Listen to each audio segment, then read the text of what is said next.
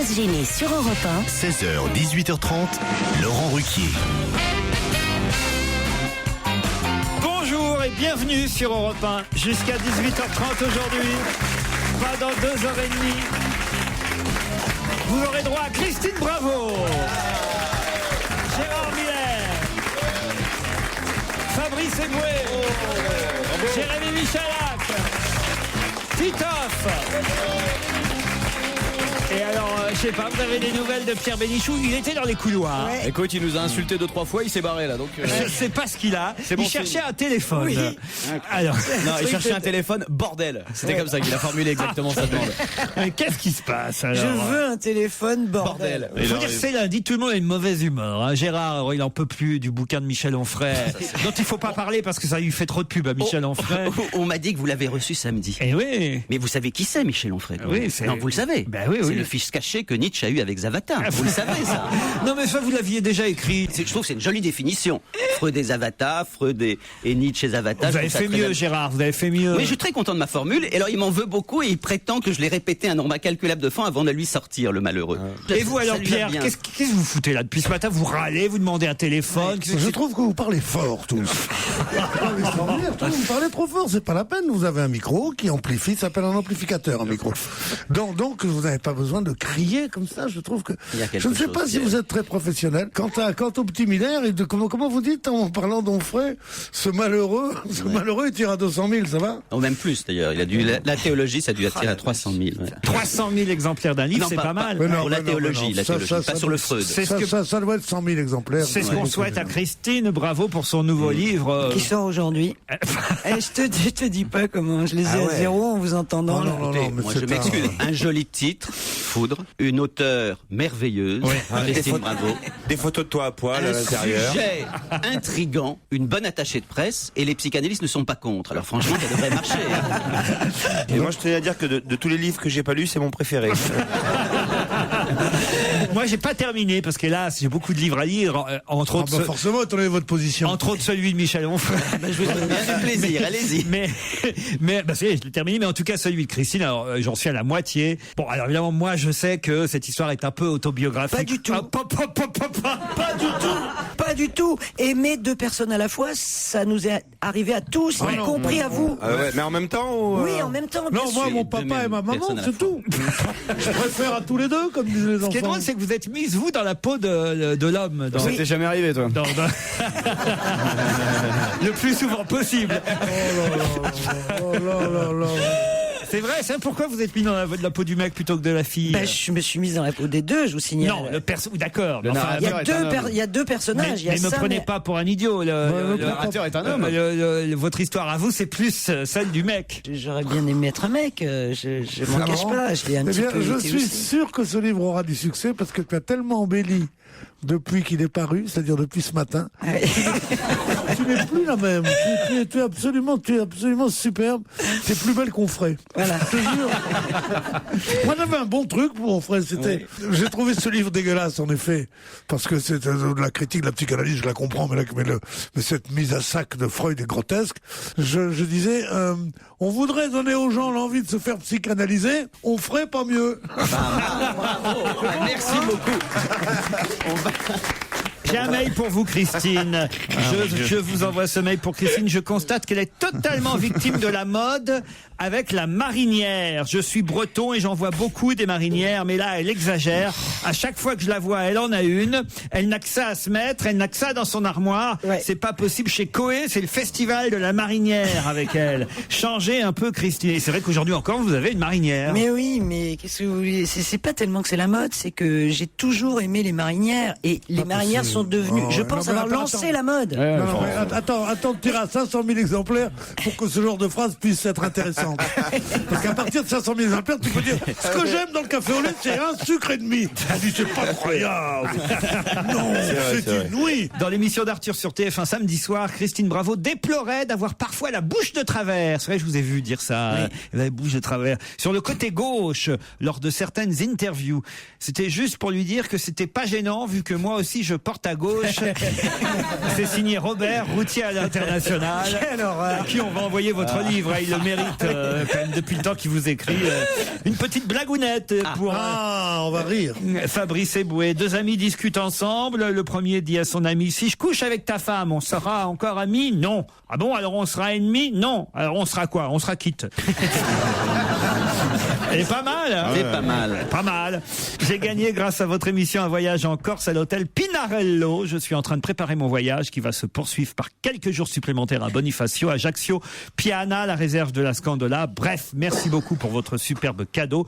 J'aurai plaisir de vous remercier de vive voix mardi, car je viendrai assister à l'émission. C'est Chantal qui a gagné au challenge des auditeurs. Ouais. Et un autre mail signé Delphine.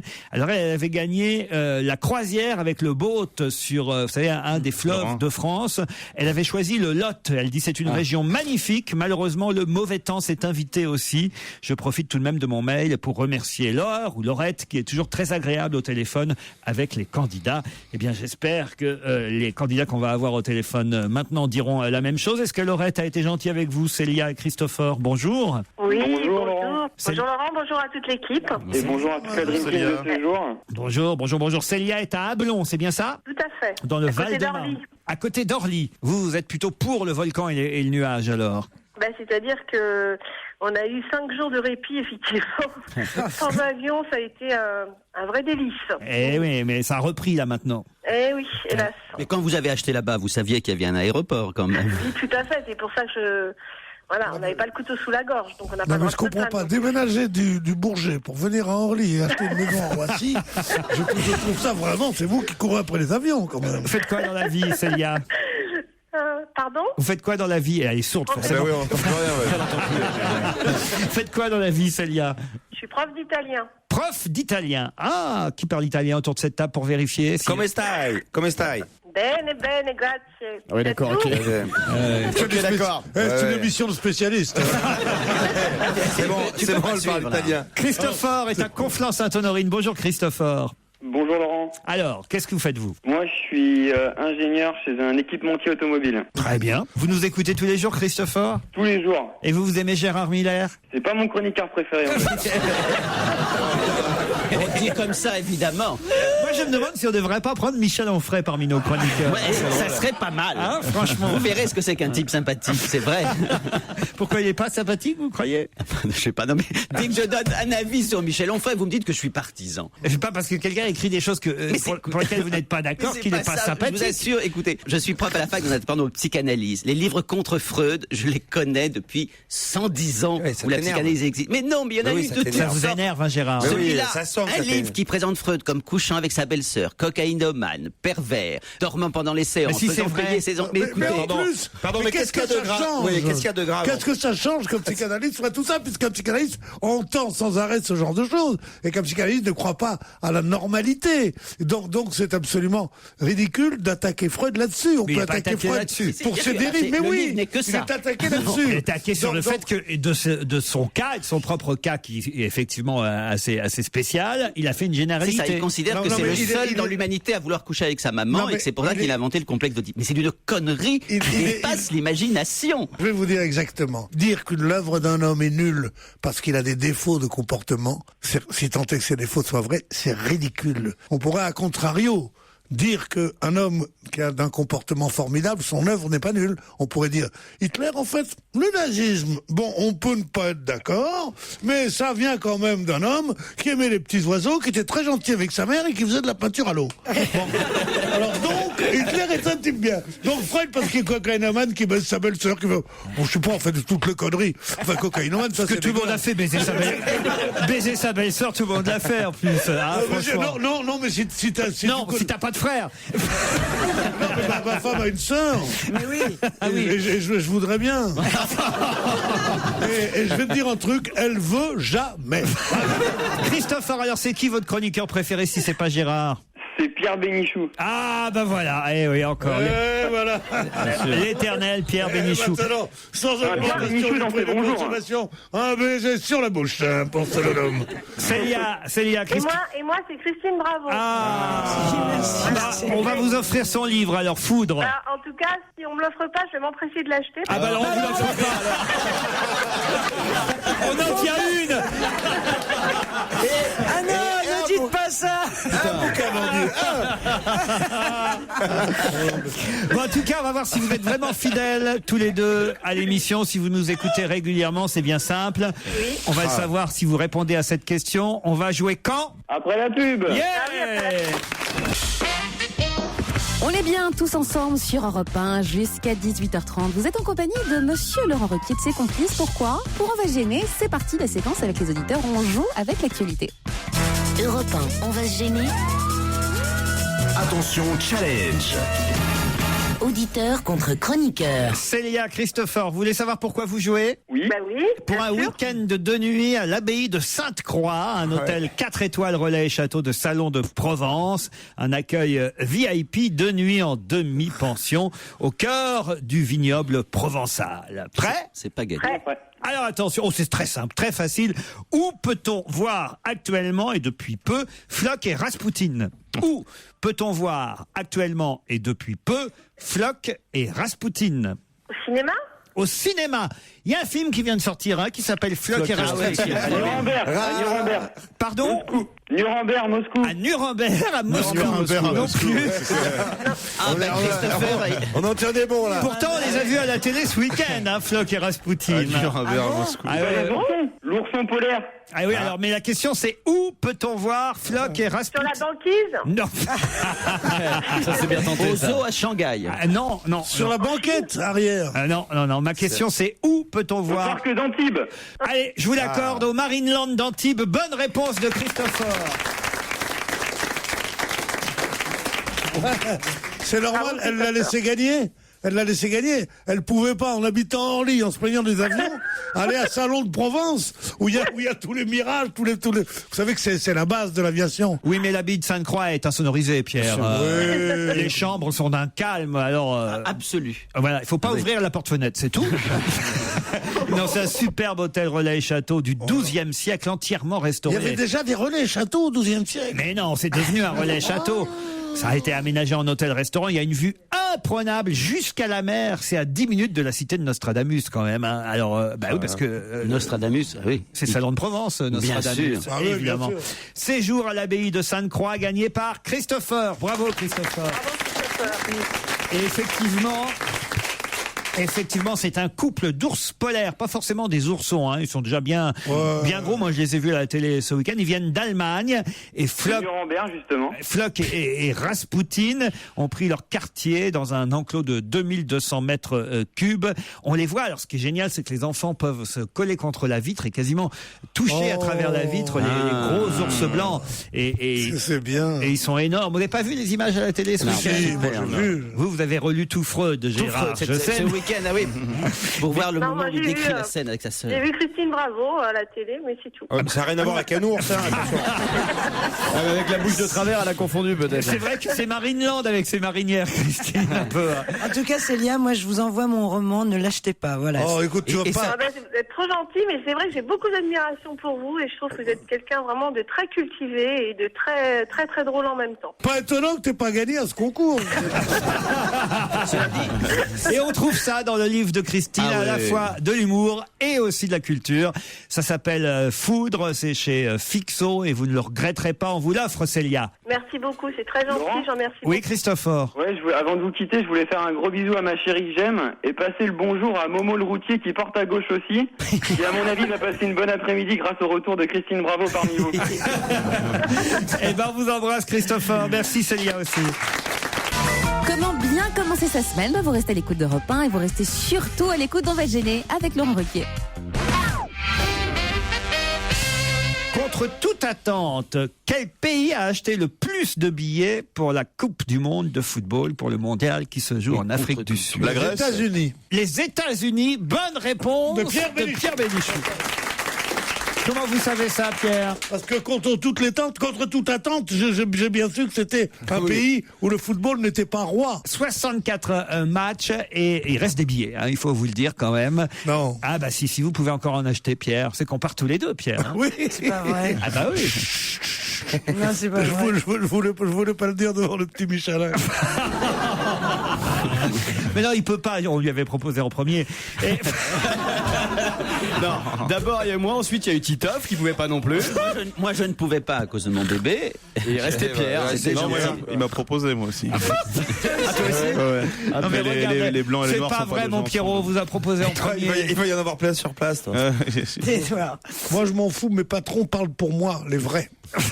Mais combien de temps vous allez rester? Ah bah, on part. 2 mois, on part dans 8 jours et on revient en octobre. Bah non, mais on part pour la phase finale. Si les Français sont qualifiés pour la phase finale, Ah, évidemment. bah, Enfin, il y a quand même des chances pour qu'on finisse dans les 2 premiers de notre groupe. J'y crois, moi, en tout Mais cas. bien, moi aussi, j'y crois dur comme fer. Eh moi. oui. Alors moi, j'y crois. Et là, c'est maintenant. demain soir que Raymond Domenech. Vraiment, c'est demain soir qui dit chez Laurence Ferrari qui va dire les 23 qui partent avec lui. Exactement. Qu'est-ce que ça me... Je vais vraiment être un des meilleurs commentateurs de cette Coupe du Monde, comme toujours, dans tout ce que j'entreprends. Mais je dois dire que ça m'énerve déjà, tous ces commentateurs sérieux. Oh ben, Raymond n'a pas privilégié le groupe au détriment des individualités. Hein. Oh là là, mon Dieu, mais taisez-vous, Français, Tu vas pas te faire chier, Laurent. Hein, tu vas pas te faire taisez-vous. chier. Hein. France, ferme ta gueule. France, ferme ta gueule. Voilà ce que je veux dire. Bon, je me demande si c'est bien. Christine, vous n'êtes pas libre. Ouais, à mon avis, finalement, je sais pas si c'est un bon choix. Hein. Christine, vous qui connaissez bien les Domenech, Estelle Denis et Raymond Domenech, Alors, peut-être vous avez des secrets à nous dire avant demain. Alors là, tu vas te La gratter. liste des 23. Là, tu vas te gratter. Ouais, je l'ai. Tu l'as l'auras pas. C'est une Ouais, surprise, alors hein. là, Tu je veux l'as, dire. tu l'as. Et ça n'a rien, oui, et ça n'a rien à voir avec la Sainte-Estelle, je le précise. Il se fout totalement du Ah fait oui, que oh ce bah. soit la Sainte-Estelle. Oh, bah, il est bien, il est bien, c'est alors. un hasard Ah oui. absolu. Ah bien sûr. bien sûr. Mais enfin, Bien sûr, dis-moi, tu veux nous faire croire n'importe quoi? Tu vas nous faire croire bientôt que tes t-shirts pour enfants, ça marche aussi. Non, mais- Quoi?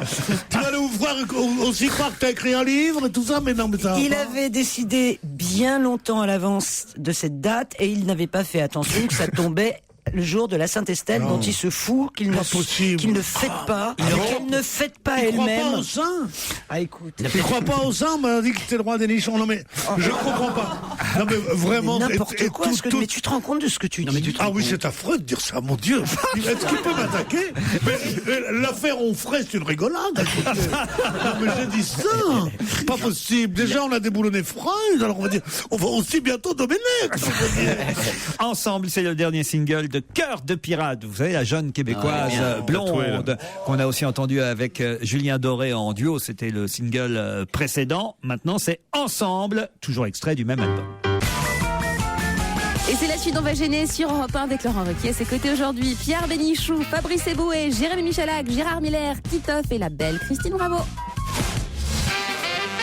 Ah non, mais alors là, ça va pas du tout. Christine nous dit qu'elle a obtenu la liste des 23. Il faudrait savoir comment. Ah non, on veut savoir alors. Comment Mais t'as eu non, cette c'est liste? la femme de ménage qui est tombée sur. Ta fille fait le ménage.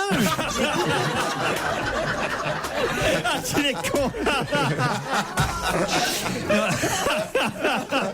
La femme de ménage a vu des noms gribouillés. Mais quelle femme de ménage? Vous avez la même? Probablement. Est-ce qu'elle est française? C'est lire en vrai. Peut-être c'est trompé, peut-être. Et alors, vous avez les 23 alors. Mais non, mais j'ai rien du tout. Et il laisse traîner comme ça. Oui, bien sûr. Raymond Domenech, non, mais vous allez quand même pas nous faire croire que Raymond Domenech laisse traîner sa liste des 23 Oui, comme ça. sérieusement. Avec les numéros à côté. Elle s'appelle Zaya, ta femme de ménage? C'est la femme de ménage de l'Est qui a trouvé ça. De sélectionner, t'as 3 kilos de tomates, 2 kilos de concombres.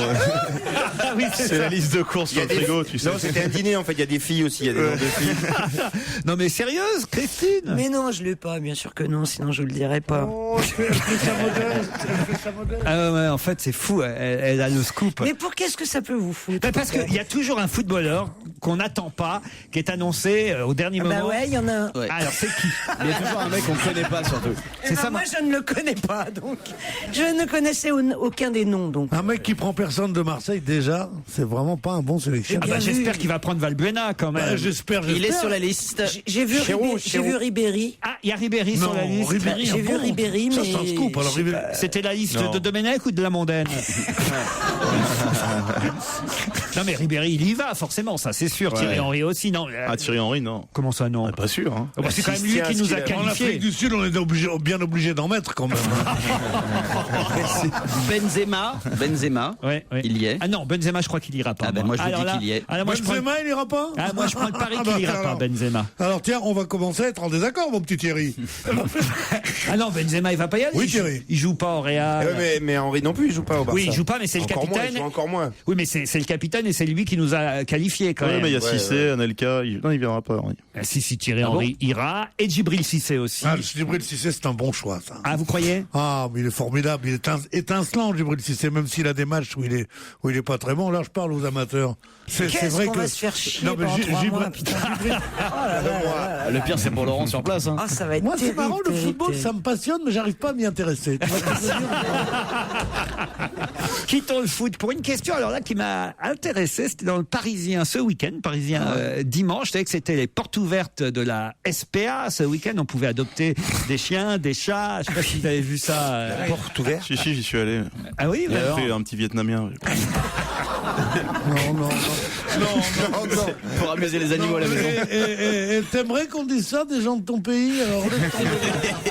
Alors il faut savoir qu'il y a quand même un tiers des chats qui ont un point commun, qui sont abandonnés. Quels sont les chats les plus abandonnés? Un tiers des chats abandonnés sont... Des chats à 3 pattes? Non. Des chats handicapés, des trucs comme ça? Un tiers des chats Castré. Non. Aveugle. Obèse? Non, c'est pas ça. Un tiers des chats abandonnés. Vieux. Non. Battus? Deux gouttières? Non. Est-ce que c'est la race? 3. C'est pas la race. Noirs, des chats noirs? Des chats noirs. Un tiers. Mais ils sont Attends, c'est ça que Fabrice se sent victimisé à chaque fois qu'on parle de cette couleur. Ouais. Mais ils sont pas abandonnés, ils sont jamais pris. Ils sont jamais adoptés, Parce qu'ils personne portent n'en le veut. veson, ils portent le veson, Un c'est tiers ça? des chats abandonnés au refuge de la SPA sont des chats noirs, victimes de leur mauvaise réputation. Bonne réponse collective.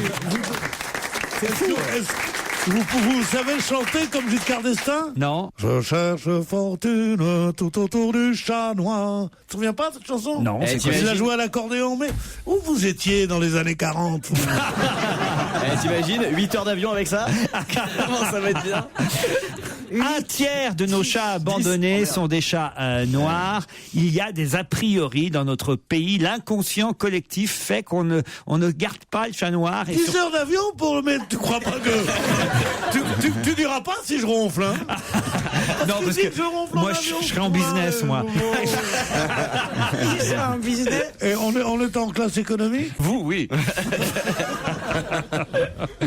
Mais alors, donc, le chat noir, effectivement, non seulement il est abandonné, mais il n'est pas adopté. Il faut que, à la SPA, on dise, mais prenez un chat noir, ça porte pas malheur. Alors, il y a une dame qui dit, ah bah oui, mais déjà qu'on habite au 13, alors elle veut pas du chat noir. Alors, une solution pour le chat noir, c'est en fait... Le teindre. Le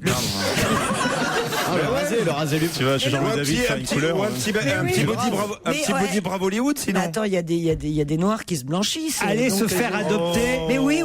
C'est vrai. La solution, c'est aller se faire adopter en Angleterre, parce qu'en Angleterre, c'est le contraire. Le chat noir porte bonheur. Ouais, c'est culturel. Il protège une maison Oui. et toute la famille des mauvais esprits. Les superstitions, vous connaissez l'histoire du footballeur qui va avec une prostituée? Non. C'est un footballeur qui va avec une prostituée et Ça donc il existe monte pas, dans la ça. chambre. Non, mais c'est une histoire. Ils montent dans la chambre, ils font l'amour et après, sur le lit, il dit à la fille, alors quel âge tu as, toi? Et la fille lui dit 13 ans. Le footballeur saute en l'air, quoi? 13 ans? Mais c'est pas possible! Et la fille le regarde et dit, superstitieux. Ah oui, oui, c'est pas si mal. Je dis, puis il a le mérite d'avoir ramé pas mal avec nous, on a ramé avec lui aussi, pour arriver à remettre d'actualité cette histoire vieille comme le monde. C'est une des premières histoires drôles que j'ai appris Et quand j'étais gamin. même en France, les chats noirs se font adopter beaucoup par les Anglais, surtout l'été, car les Anglais se promènent en France. Hop, ils voient Ils des adoptent un chat. et ils adoptent Ils adaptent. un Ils chat. lui apprennent à Parce que, parler. contrairement, il faut quand même dire aux gens qui voudraient adopter un petit chat et que les chats noirs sont en fait des gentils chats très manipulables, plus que les chats aux écailles de tortue. Parce que c'est Toutes les couleurs. C'est Voilà. pas des cailles en chat, ça a du poil. C'est les poissons. C'est les Ou les poissons. chats, ou les chats rouquins qui ont trop de caractère. Allez, au bout, personne n'en veut. Ça sent fort en plus. Bah oui, mais les gens adoptent plus facilement un chat roux, Le charroux, ça sent, c'est comme. alors que c'est On n'adopte pas un chat. Ou alors si vous avez On une. achète un chat. On achète des animaux. On n'adopte pas. On a adopté, mais dehors, tu vois. Et si les vrais parents arrivent au bout d'un moment. Ou alors si vous avez une chatte noire, abandonnez-la à Monaco. Il y a toujours Albert pour la récupérer. Vous avez vu à propos de Roukmout, là, le candidat de l'amour est aveugle? Ah non, il est extraordinaire. Non, lui. attends, j'ai pas C'est vu. la plus belle phrase du week-end. Ça, Vas-y. c'est une émission qui passe le vendredi soir, animée par Arnaud Lemaire, le compagnon de Claire Chazal. Et alors, il se retrouve dans une pièce où il fait noir, ils ne se voient pas, et ils font plus ou moins... ils font pas l'amour, d'ailleurs. Ils se caressent pour savoir qui est qui et qui fait quoi, et avec qui ils vont éventuellement partir. Il y a un mec qui a fait un malheur vendredi soir dernier, qui s'appelle Julien. Alors d'abord, il s'est mis en colère dans le noir contre les autres. C'est assez rare de voir un candidat se mettre en colère comme ça, mais surtout, c'est le roi de la phrase qui tue. Moi, s'il y a une phrase que je retiens du week-end, c'est celle-là. La nuit porte sommeil. C'est magnifique. Ça, on voudrait l'inventer. On pourrait pas, ça. Il y a des écoles pour ça. Comment il s'appelait, la Mouloud, le type que vous citez tout le temps. C'est pas bien d'être raciste, Gérard. Qui est devenu une star. Mais si, Mouloud. il y a un garçon qui est devenu Mounir. Mounir, ben voilà. Moundir. Il est devenu une star. Ça fait déjà la boulot, Pourquoi t'as pas dit l'autre bougnoule directement en ce moment? Je vois pas, mais vous êtes pas croyable. Bon, écoute, Ah mais si, je suis désolé. Pourquoi écoute Gérard, on va dire, c'est pas un prénom arabe. Rachid, mais on a qu'à l'appeler Mohamed. Comme ça, on n'en parle Mais plus. quel est le problème? C'est pas un prénom arabe, Mounir? Et Sigmund, c'est pas un prénom juif. Mais si, mais enfin, quel est le problème? Je peux dire, je me trompais sur son nom. Il était aussi un spécialiste des phrases, non, ce garçon, Mounir? Ah oui, mais là, on en a un nouveau. Julien, là, il bat des Non, mais records. c'est très joli, mais la nuit porte sommeil, c'est un peu. Là, on dit que c'est ridicule, C'est de la alors qu'on poésie. crie au génie quand Raymond DeVos dit dormir nuit. Oui, bien sûr, mais sauf que lui, il le fait pas exprès, Bah oui, évidemment. on va savoir s'il Mais le fait c'est pas. spontané, Va c'est peut-être savoir, son c'est dans sa inconscient. tête, toi. À un moment donné, il a dit, sans vouloir être trop cru, si j'essaie de le faire sans sentiment, il y a Popol qui se lève pas. C'est joli. C'est beau, hein. Ça, moi, je dois dire. alors, il doit pas baiser souvent. Hein. Pas du tout, pourquoi? Il y en a qui Il y avait bandent eu avec- aussi dans il y en a qui le- bandent avec leur cœur. Éliminé en cours, alors là- il a été éliminé au cours du jeu, mais il est fier d'avoir représenté les roux, il dit. Voilà, parce qu'il n'y a pas beaucoup de roux à la télé. Ouais, c'est c'est vrai terrible, ça. que c'est Putain, une il manquait minorité. plus que ça. Voilà, Bon, on les a imaginable. tous tués quasiment à l'école. hein. Voilà, une seule. Normalement, il passe pas la C'est la seule sixième. émission où ils prennent un rouille, c'est dans le noir, quoi. tu vois. Il le C'est reconnaît, pas vrai, il y en il le a un, reconnaît c'est sa pas bien. l'odeur. Il y en a un, la nouvelle star. Non, il y est plus, ils l'ont viré. Non, non. Et il dit aussi, c'est quand même assez joli ça aussi, il faut savoir que dans le noir, mes yeux se sont habitués à voir, car petit, je devais vérifier dans le poulailler de mes parents qu'il n'y avait pas de renard. Oh putain. C'est C'est dégueulasse. vraiment ces poils de carotte C'est en poils vrai, de là. carotte. C'est exactement ça. Il l'envoyait dans le Je noir. trouve que tout ce que dit ce jeune homme est plein de poésie. Mais c'est vrai. Vous avez regardé, vous, L'amour est aveugle? Ah non, je l'ai pas vu celui-là. dis donc. Ah, ça, c'est quand même. Et puis, Arnaud Lemaire présente ça de façon, je veux dire, assez. Naturel. Spontané. Je dirais pas ça, mais dynamique, en tout cas. Mais c'est l'ami à Mme Chazal, c'est vrai. Bah, c'est son compagnon, jeune oui. garçon. Non. Bah, son compagnon, on dit pas l'ami à Mme Chazal, on dit son compagnon. Voilà. Il y a un Chazal. C'est pire. Très bien, Mme Chazal, c'est vulgaire, mais son compagnon, c'est horrible, compagnon. Très beau garçon, hein, je l'ai vu en vrai. Oui, très beau garçon. Si on aime les épaules larges, la taille fine, les hanches minces, un beau regard bleu et des cheveux blonds, Ouais. plein le front, si c'est ça être beau, alors je suis moche. Là. Allez, d'autres questions dans un instant. On va gêner se poursuit sur Europe 1, c'est jusqu'à 18h30 avec Laurent Ruquier et ses complices. Il y a une ambiance dissipée aujourd'hui dans le studio Merlin, Laurent. Que se passe-t-il encore autour de cette table, Gérard? Expliquez-moi. Il trouve que je viens gâteux, Pierre. Pierre est en train de racoler dans le public. Non, pas du tout. Non, ça, c'est normal. Il sort son téléphone, dernier cri là, bon, et là, il montre une photo d'un bébé. Ouais. Et il me dit, tu la connais celle-là? Je dis oui, c'est la photo de ta fille que tu me montres 2 fois par jour depuis 3 semaines. Alors il me dit, excusez-moi, je suis gâteux. Non mais c'est fou quand même. C'est vrai ça, Gérard. J'en peux Oui, je plus suis des d'accord. bébés, moi. Je suis d'accord. Vous êtes devenu gâteux, hein, Gérard. Je suis redevenu gâteux d'avoir. Mais c'est mignon en même temps, Oui. vous êtes bien comme ça. Même Freud, il a pas osé avoir un bébé à 77 ans. Parlons plutôt de Clémentine, 31 ans. S'il vous plaît. Qui a fait la une d'un quotidien la semaine dernière, Clémentine, et elle a fait la une avec son grand-père. Mais qui est Clémentine? C'est la petite fille de. C'est ce que je vous demande. Oui, mais je l'ai formulé mieux que vous, comme ça. Elle a fait la une de quoi? Elle a fait une d'un quotidien la semaine dernière. C'était même vendredi, je peux vous dire qu'elle a fait la une de ce quotidien. Et elle était en une de ce quotidien sur une grande photo avec son grand-père. Mais François Fillon. qui est Clémentine? Son grand-père est acteur? Non. Mais ils ont posé. C'est un politique. Ils ont posé ensemble. D'accord. Le quotidien lui est tombé. national. Clémentine et son grand-père. On aurait pu avoir la mère de Clémentine, mais la mère, la mère est connue aussi. La mère n'est pas sur la photo. C'est seulement Clémentine avec son grand-père. C'est un quotidien très connu. C'est un quotidien. Vous n'avez pas répondu à la question C'est un politique très pertinente d'Eboué. Est-ce que c'est un politique? Est-ce que c'est un politique? Oui, Fabrice. Ah, bon, bah Et alors, c'est Giscard? La Non. petite fille d'un ministre. La petite fille d'un ministre. La petite fille de Giscard, je vais vous dire, elle a 65 ans. Hein.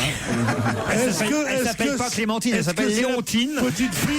La petite fille de Jacques Delors. La petite fille de Jacques Delors est donc La fille de Martine Aubry. la fille de Martine Aubry. Bonne réponse de Pierre Bénichou. Alors, ce qui m'a mis sur la voie, c'est quand vous avez dit, elle aurait pu être avec sa mère aussi, mais elle n'était pas là. Donc la mère était aussi connue. Et moi, évidemment, cet ordinateur extraordinaire, ce Google personnel qui est dans ma tête, la réponse est arrivée. Le Et Google encore personnel. bravo. Vous avez dans ma tête. Google dans votre tête maintenant. Moi, j'ai un Google dans ma tête.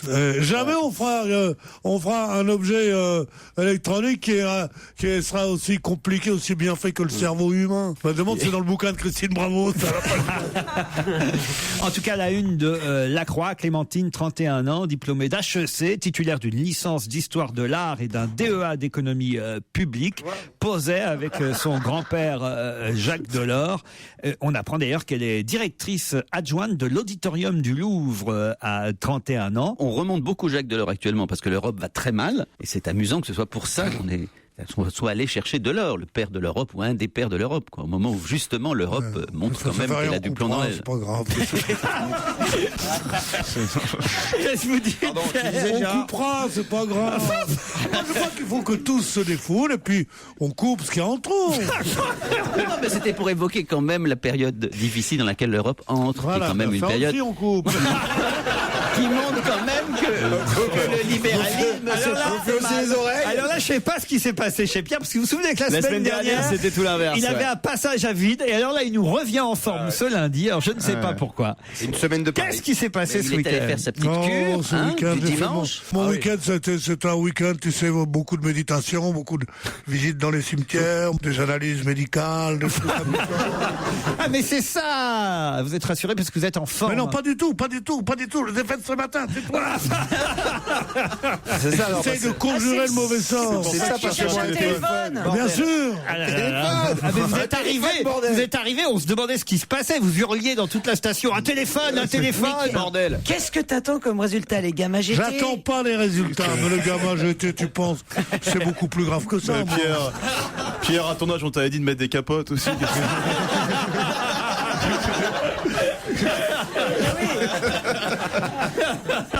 C'est ça.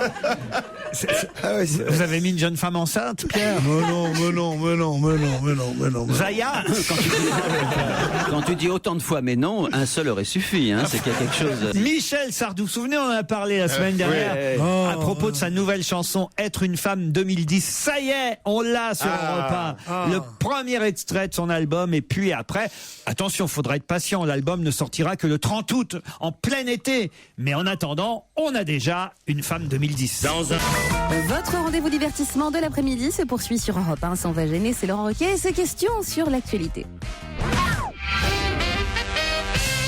Qui est sûr d'être réélu début juillet? Qui est sûr d'être réélu début juillet? C'est la question suivante. Un peu. Alors, c'est pas Domenech. C'est pas Domenech. C'est pas un politique. C'est pas un politique. Pas tout à fait, en tout cas. C'est une Miss? Une Miss, non. C'est en sport.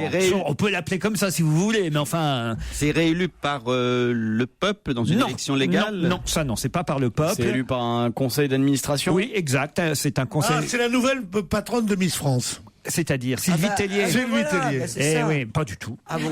C'est dans un conseil d'administration? Oh, enfin, un conseil d'administration, il y aura un conseil. Non, c'est pas tout à fait. C'est un conseil exécutif. Voilà, ça vous va. Parisot. Laurence Parisot, bonne réponse de Pierre Bénichou.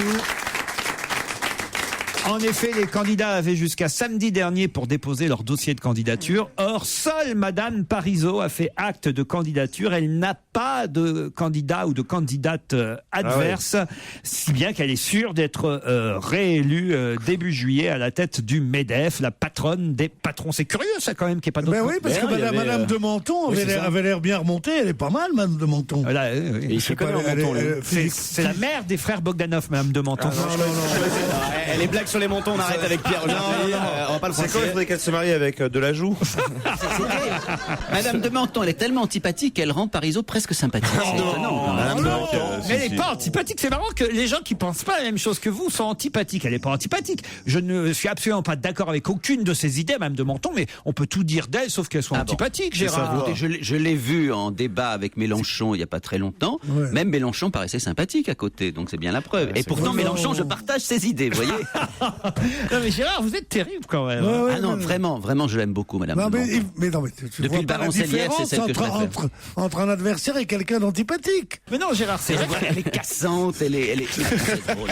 Faut encore qu'on vous apprenne des choses, hein, Gérard. Mais non, mais vous êtes marrant, vous êtes une sorte de consensus mou là dans cette. Ah, Madame de Menton est sympathique. On peut dire tout de Madame de Menton, pas qu'elle est sympathique. Si, elle est enfin, très sympathique. On peut pas spécialement dire qu'elle soit antipathique non plus. D'accord, ok, très bien. Voilà, Et le baron franchement. Sellière. Il est fou. Tu fais un report en fait d'énervement, je pense. Tu es Moi, énervé moi, pour je- Onfray. Ah oui, Tu es c'est énervé vrai, pour ouais, Onfray. Tu veux pas le montrer, alors tu t'énerves sur Madame de Menton. Tu vois, moi, si je devais t'analyser, tu vois, Tu serais un bon psy. Pourquoi tu vas pas sur une radio plus adaptée à toi, Radio Libertaire ou un truc comme ça? Mais J'aimerais bien, c'est vrai. C'est con qu'ils payent pas un ce genre de radio. C'est absolument exact. Ils ont pas un rond. Quand j'ai écrit pendant des jours et des jours dans l'Humanité, j'ai pas touché un centime. Qui a jusqu'à demain pour choisir son camp? Qui a jusqu'à demain pour choisir son camp? C'est la question suivante. Raymond Domenech? Non. Qui a jusqu'à... C'est vrai, ça pourrait, parce que c'est demain qu'il annonce la liste. Mais C'est non. du foot? C'est pas du foot. C'est sportif? Non. Qui a jusqu'à Ah demain? non, c'est en Angleterre. C'est en Angleterre. Les libéraux. C'est les élections. Nick Clegg? Nick Clegg. Alors, Voilà. donnez-moi les noms des trois premiers ministres possibles. David Cameron, Brown, Gordon Brown et Nick Gordon Clegg. Brown. Voilà, mais c'est pas ça du tout. Non. Ah, c'est dommage, c'était bien tenté ça. Merde. Qui a jusqu'à demain pour choisir son camp? C'est en Allemagne. Non. C'est Passe en politique? France? Non, oh non, écoutez, franchement. C'est en Allemagne. C'est un mauvais goût, ça. alors. Écoute, les gens ne suivent pas. C'est en Pologne. Moi, je vous suis. On était là. Bon. Est-ce que c'est politique, Laurent? Non, c'est pas politique. C'est en France? C'est en France. Ah, ça pourrait être Ah, français. je sais, c'est le comité Miss France. Et alors? Eh ben, c'est Fontenay, c'est les comités régionaux qui doivent décider Tellier. s'ils vont avec Tellier ou avec Madame de Et Fontenay. ils ont jusqu'à demain pour décider. Bonne réponse de Christine Bravo. Alors, selon les derniers chiffres communiqués par Endemol, 14 des 39 délégués régionaux auraient décidé de lâcher Madame de Fontenay. Elle, Madame de Fontenay, elle dit le contraire. Là, on n'est pas d'accord. Il y a une bataille de chiffres entre Sylvie Tellier et Madame de Fontenay. Et on saura demain combien de régions... Il y a déjà 20 ans, on disait quelle absurdité grotesque, anti-féminin, vraiment de trucs de cirque. Cette Miss France, on sait que c'est pas vrai, que c'est pas la plus jolie, la plus vierge et la plus machin, que tout ça c'est des magouilles. On sait tout ça depuis 20 ans. Et aujourd'hui, 20 ans après, il y a eu mai 68. Il y a eu tout ça. Et on revient à faire la une de Madame de Fontenay. Elle arrive avec son chapeau grotesque, la pauvre chérie, tu te rends compte? Et elle dit, oui, on démole.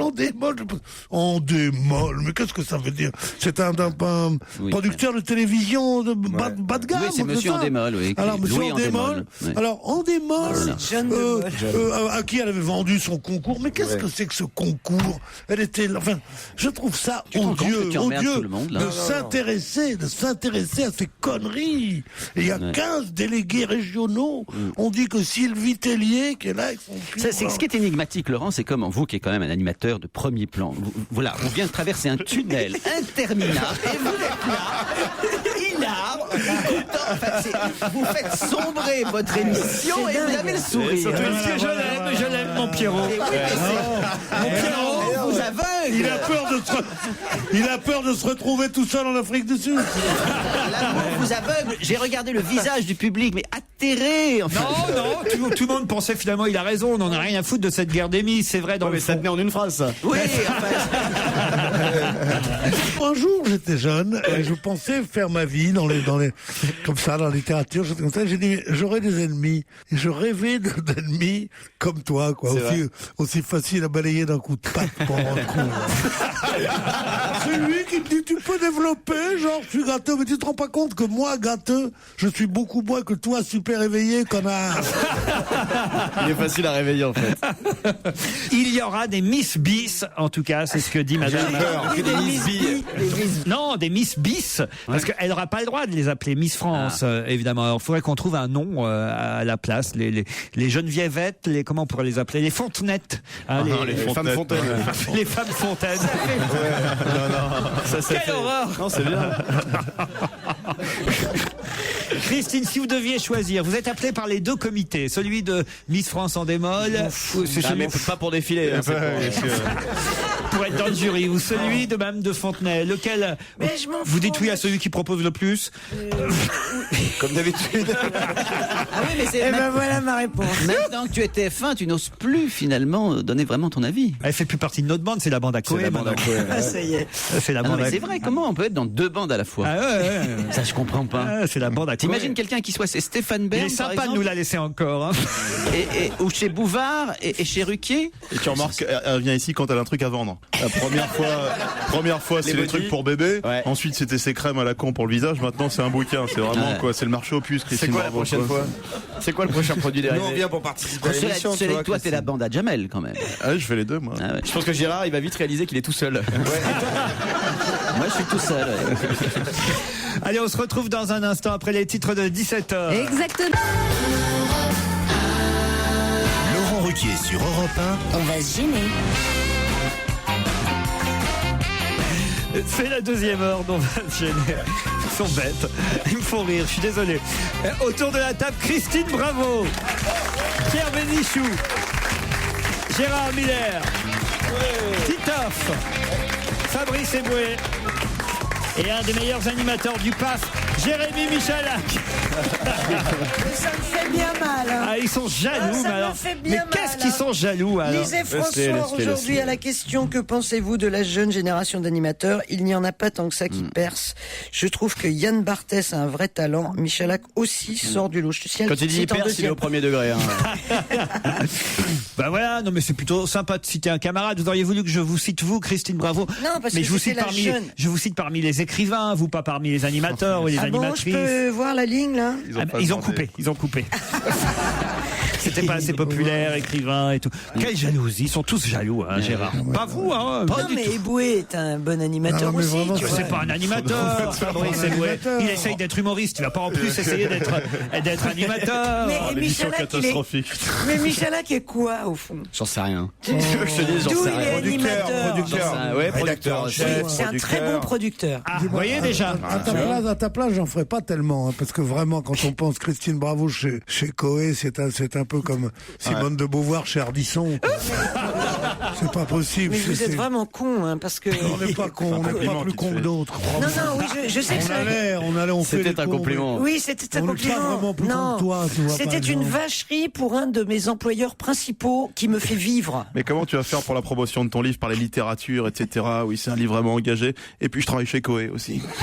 D'abord, ce livre était terminé quand j'ai commencé chez Sébastien. Et l'émission de Coé sera terminée quand le livre marchera. Allez, Cataline et Damien sont au téléphone. Bonjour Cataline. Bonjour. D'où ça sort ce prénom-là, Catalina. Catalina. C'est presque. Cataline. Ben, en fait, c'est d'origine espagnole. Mais Le oui, prénom, c'est Catalina. Catalina. C'est espagnol. Catalina, je connaissais Ouais. pas. Ouais, c'est la sœur de mon père. Oui, C'est comme Catherine, c'est Catherine, quoi. Oui, Catalina Butere, Paciencia Nostra. Cataline, Non. vous êtes à Périgueux, c'est bien ça? Oui. Et qu'est-ce que vous faites dans la vie? Périgourdine. Je suis expert comptable. Experte comptable. Waouh. Dites donc, vous devez avoir du boulot en ce moment avec la déclaration d'impôt. Ah ouais, putain. Aucun rapport. Oui, mais... Comment expert comptable, ça n'a rien à voir avec la déclaration d'impôt. Ça fait longtemps que Moi, je suis expert c'est ma comptable. déclaration d'impôt est faite par un expert comptable. Ah, ouais. le vôtre, mais tous les experts comptables font pas les déclarations Ah, si. d'impôts. Et puis tout le monde n'a pas un Forcément. expert comptable pour faire ses déclarations. C'est non ça plus. que je veux dire. Personne Tout ne le dit monde n'a ça. pas autant de pognon Mais non plus. enfin, Cataline, évidemment Oui, que vous oui, faites oui. des déclarations d'impôts, Cataline. J'en fais, mais pas bien que, sûr. effectivement. Bah, bien sûr, Que pas j'en que. fais, mais pas. Oui. Personne n'a Non, dit ça. Pierre n'a pas dit ça. Non, non, Tu moi, as en fait tout une cas, remarque pas. très judicieuse sur les experts comptables qui montrent que tu connais bien les petits métiers. regardez-moi la solidarité des deux, la Miller et Bénichou, c'est Alors, incroyable. Tantôt on s'engueule, tantôt on est solidaire. Vous êtes sûr? Ça ressemble à de l'amour. Vous écoutez? Mais s'il est pas bon, le vôtre, Pierre, il n'y a pas de problème. Hein, je peux faire votre déclaration d'impôt si vous le voulez. Le mien est très bon. Il me permet de beaucoup défiscaliser. Il est Moi, je suisse. défiscalise rien, moi, monsieur Kurz, c'est d'une rigueur. Cataline, vous avez un chouchou, des chouchoutes ou une remarque à faire sur moi- l'émission? Ben, en fait, j'apprécie beaucoup cette émission et c'est vrai que je dois avouer que j'ai un petit faible pour Christine Bravo Oh, et c'est Titoff. mignon. Et pour vous aussi. Et Titoff, Laurent. vous avez dit? Titoff, oui, et pour vous aussi, Laurent. Alors, voyez, Titi. Vous êtes alors. très bien, vous êtes Ah bah, super. tu peux toujours te brosser pour que j'aille faire mes déclarations d'impôt. Pourquoi essaye d'être plus concis, Pierre, espèce de conne. Va. Damien est à E de Bouville. Bonjour Damien. Bonjour Laurent. Damien de Bouville, c'est dans l'Eure, c'est bien ça? C'est ça, oui, à côté de Louviers. Près de Louviers, sur la route de Louviers, hein, pour être Exactement. Ah oui, plus précis, vous avez d'accord. été. comme le dit la chanson. Et Damien fait quoi dans la vie? Je suis chauffeur routier. Chauffeur. Ah, et votre préféré dans l'équipe, c'est? Bah, Christine Bravo.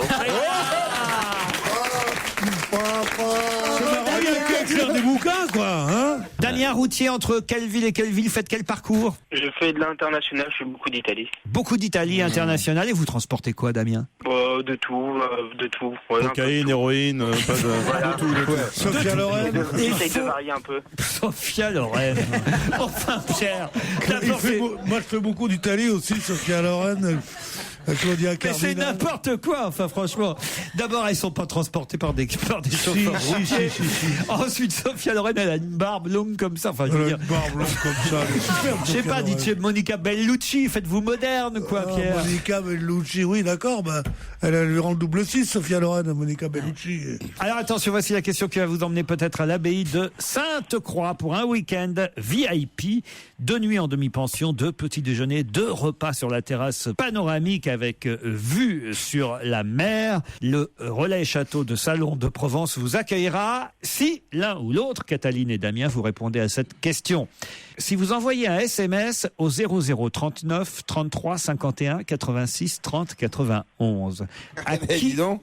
Ah oui. Bah, 0039, c'est l'Italie. À qui allez-vous exprimer votre soutien? Vous avez 5 ou 10 secondes d'avance. C'est l'Italie 0039. Oui. Berlusconi, je sais pas. À Silvio Berlusconi, non. Si vous envoyez À Sophia Loren un SMS au 0039 33 Ça a 50. rapport avec l'Italie? Oui. Bah oui. Au pape. Au pape Benoît XVI. Là, franchement, c'était trouvable, hein, Damien et Cataline. ouais. Bonne réponse de Titoff.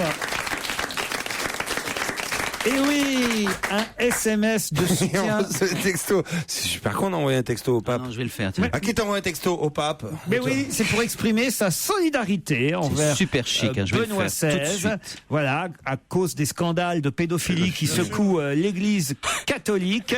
C'est honteux qu'on embête l'église catholique avec ça, quand même. J'envoie des messages de soutien au pape, je dis, à 14h30 mercredi, sur le pavis de Notre-Dame, signé Robert, 13 ans.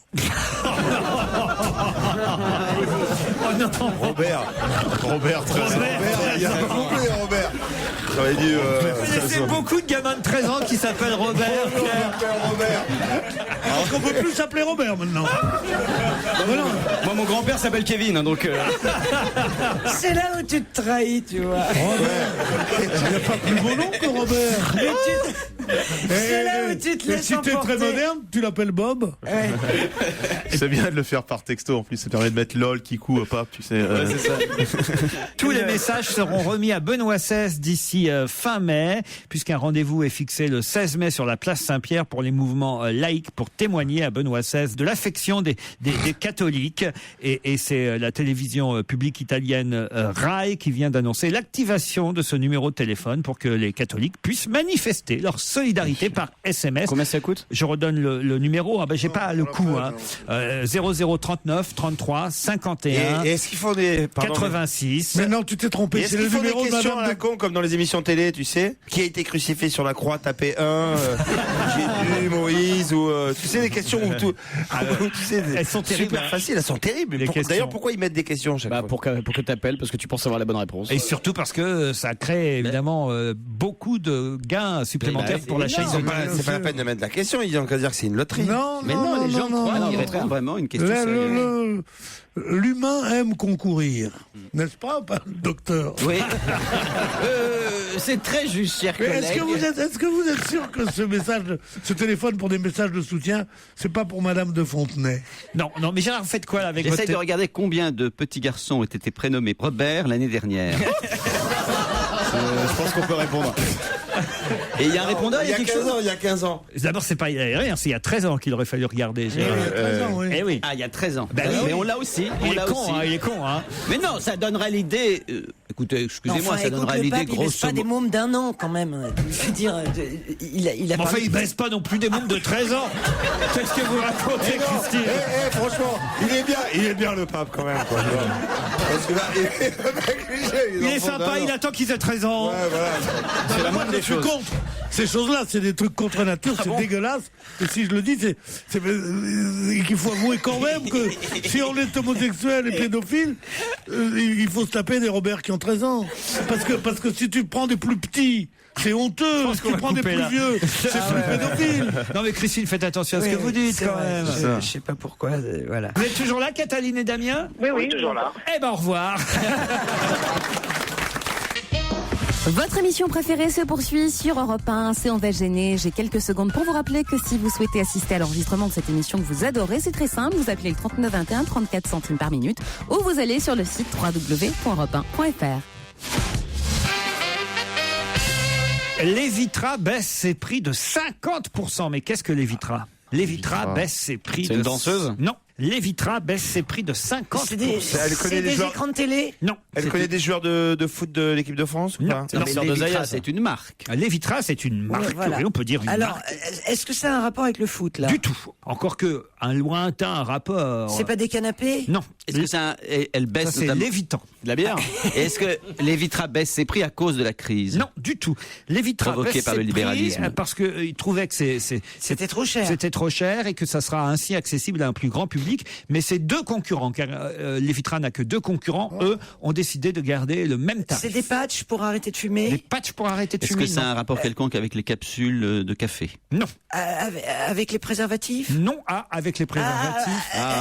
Oui, donc oui. Avec les spermicides, avec... Les Le spermicides. spermicide volontaire ou le spermicide involontaire? Avec, c'est un concurrent qui va concurrencer le Viagra? C'est Le Viagra et le Cialis. Oui, merde. Bonne réponse de Titoff. J'étais pas loin. En effet, Ah oui, d'où Lévitra. Eh ben oui. Lévitra ou pas? Lévitra, c'est la troisième marque de soutien à la sexualité des hommes. Mais c'était bien. Il y a le Viagra qui est le numéro 1, qui a été lancé en 98, qui a rapporté l'an dernier à Pfizer 1,89 milliard de dollars quand même. Dis donc, j'en ai pas bénéficié. Le succès du Viagra. Après, Non, mais- vous avez le laboratoire Lilly qui fabrique Cialis. Eux, ils ont engrangé 1,6 milliard de dollars. Et puis, c'est le laboratoire Bayer qui a lancé Lévitra. Ils ont quand même déjà gagné eux aussi 500 millions de dollars. Sauf que Lévitra a décidé cette semaine, ça commence cette semaine, de lancer une guerre des prix en baissant de moitié le tarif de leur comprimé. Et toi, tu préfères lequel? Ah, j'en sais rien, moi, j'ai pas besoin. Non, Gérard, c'est lequel le mieux? Pierre, qu'est-ce que tu en penses? Moi, j'ai jamais pris de truc comme ça. Alors voilà, nous avons décidé de baisser le prix de 50%. Le coût du comprimé. Non mais ça coûte cher un comprimé. Ah, bah oui. Un comprimé c'était 8 €. Et maintenant, un comprimé 4 € au lieu de 8. C'est bien, tu pourras te faire sauter par un chômeur, Christine. À 4 € le comprimé. Oh non, écoute, Le Viagra, c'est combien? 7 € le comprimé. Ah, c'est cher. Ouais, cher, Le comprimé de combien? Ça fait 70 €. Alors il y a des gens, vous savez ce qu'ils font? C'est ce qui est expliqué dans... Voilà, ils coupent En deux. Ils prennent Ils ont une demi-trique. C'est la demi-molle. Ils prennent un demi Viagra. Exactement, parce que ça coûte tellement cher. Si vous sortez avec une petite femme, par exemple, un demi-Viagra avec une grande Vous femme. n'avez pas compris ce qu'ils faisaient. C'est pas parce qu'elle coûte très cher qu'ils prennent un demi-Viagra. C'est que les Viagra 25, 50 ou 100, le prix est pas du tout proportionnel. Un 25, ça coûte 8 €. Ouais. Un autre, ça va coûter 9. Et le troisième, 9,5. Donc ils prennent celui de 9,5 et ils le coupent. Je prends plusieurs. Parce qu'il y a des dosages. Si tu prends 3 Viagra dans ton année de 0,25, tu payes 24 €. Si tu achètes un Viagra 100 et que tu le coupes en 3, Excuse-moi, mais pour quelqu'un qui fait le calcul pour la première fois, c'est bon. Mais surtout, je savais même pas qu'il y avait plusieurs. On découvre qu'il y a des dosages. Moi, je savais pas que t'étais aussi. Je savais surtout. Je savais pas que t'étais aussi bon en maths. je m'informe. c'est ça. On a l'impression qu'il le fabrique chez lui, en fait. Tu sais, il a un petit atelier chimiste et il fabrique. Mais comment vous pouvez être au courant? Monsieur Bénichou, Nous, on savait même pas qu'il y avait différents dosages. Monsieur Bénichou, j'en prendrai 2 demi, moi, s'il vous plaît. Mais Pierre, c'est vrai, pardon. Mais Un demi bien tiré, ça suffit. Pierre, vous êtes trahi, je suis désolé. Non, je ne suis pas trahi. Je connais la vie, c'est tout. Non, mais enfin, écoutez. Mais Cela arrêtez. dit, Laurent, si vous preniez du Viagra ou du Cialis à un moment ou à un autre, vous en auriez honte. Non, mais Vous feriez c'est fort, moi, une fois pour déconner, j'en ai Écoutez, pris un. heureusement qu'à mon âge, j'en ai pas besoin encore, franchement, Pierre. Gérard. Laurent. Non, moi, une fois pour déconner, j'en ai pris un, c'est super fort. Hein, j'ai capté une radio australienne. Penny Lane, c'est évidemment le succès, aucun rapport. Des Beatles. Les Beatles,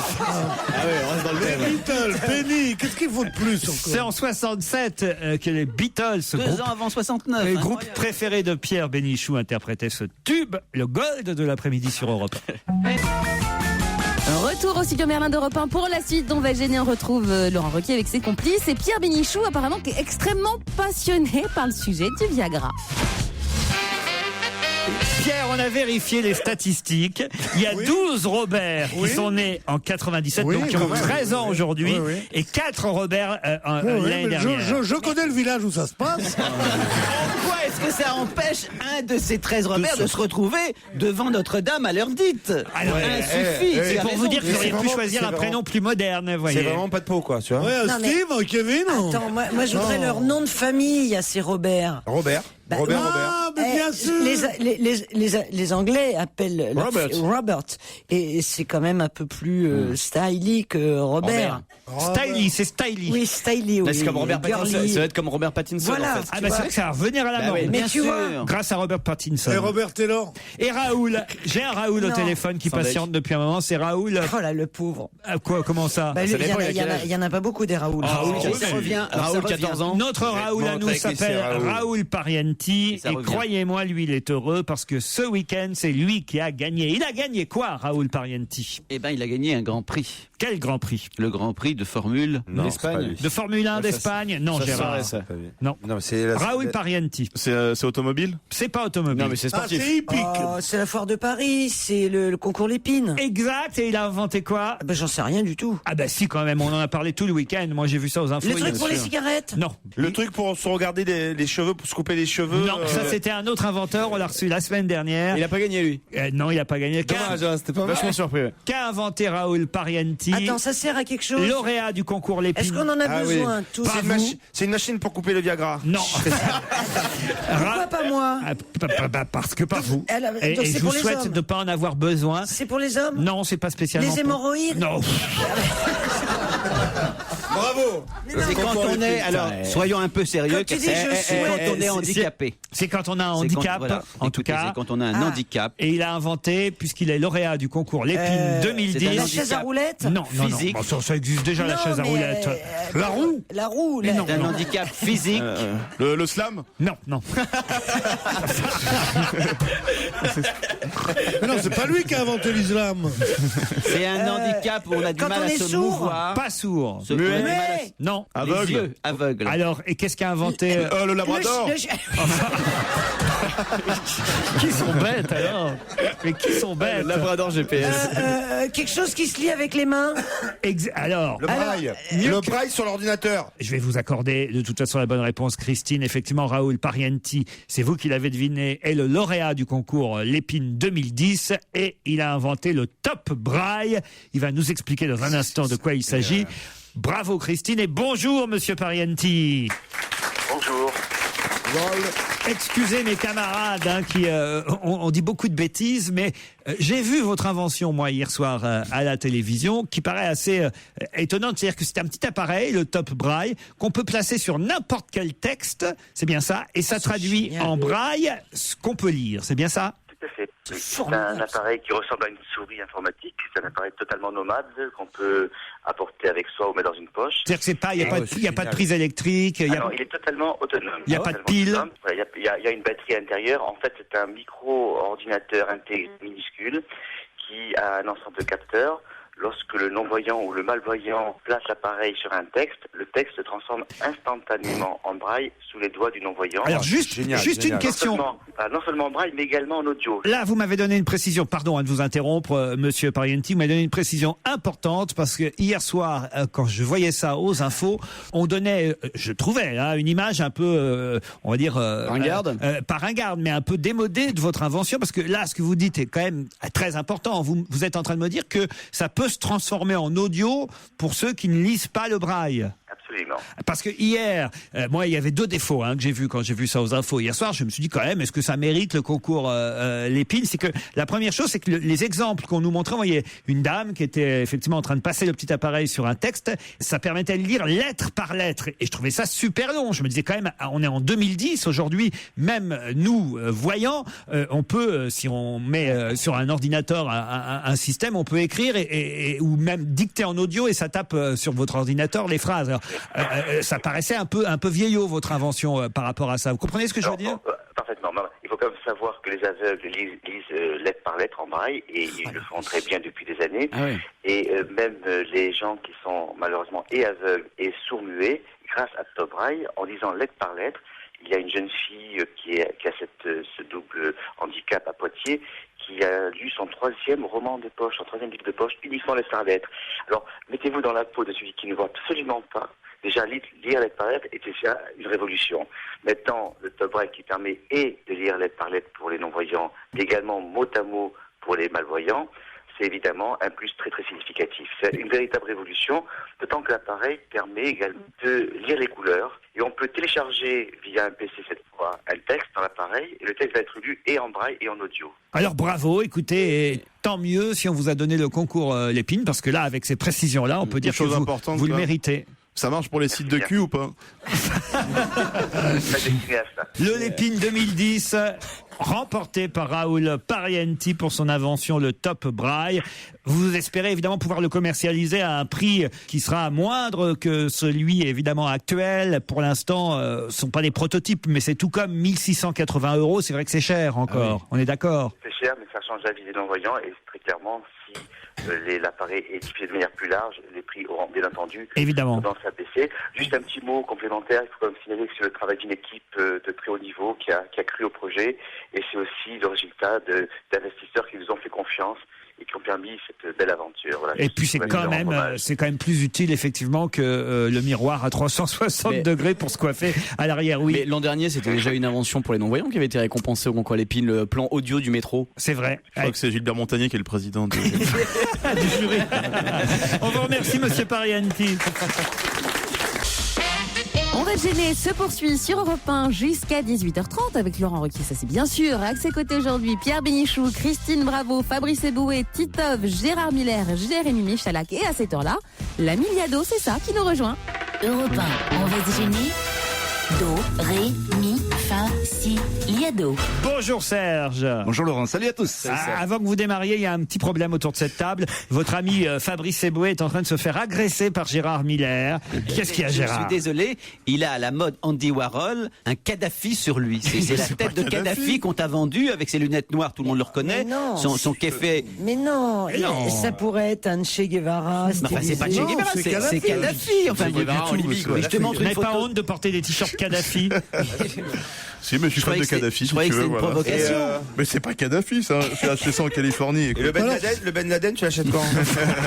Bon alors, c'est pas Kadhafi, qui est-ce? C'est pas Kadhafi. J'ai acheté celui-là parce que l'Adolf Hitler était trop cher, donc je me suis rabattu sur... Non, mais c'est qui alors? C'est un chanteur de hip-hop californien. MC Kadhafi, bien sûr. Ah ouais. Ne nous prends pas pour des cons. Est-ce que vous connaissez Bobby Basini? Non. Eh ben Bobby Basini, il a copié, hein. C'est bien ça, Serge? Il semblerait bien qu'il ait copié. Oui, c'est un jeune chanteur québécois d'origine italienne et on l'entend pas mal en ce moment. Il est passé à Taratata. C'est la révélation, paraît-il, québécoise. Il est même programmé sur Europe 1, Bobby Basini. Oui, et il paraît que, les Québécois nous prédisent un succès mondial, un peu comme Céline Dion. Voilà. Alors, ce jeune homme, il chante une chanson qui s'intitule I Wonder et ça ressemble étrangement à Stand By Me. Même les paroles d'ailleurs, c'est à peu près les mêmes mots, mais la musique semble une photocopie de la chanson qui avait été créée par Ben E. King en 1961. Qu'est-ce qu'on va entendre d'abord? On va commencer par le plus récent, Bobby Basini, et puis progressivement, on retrouve l'origine.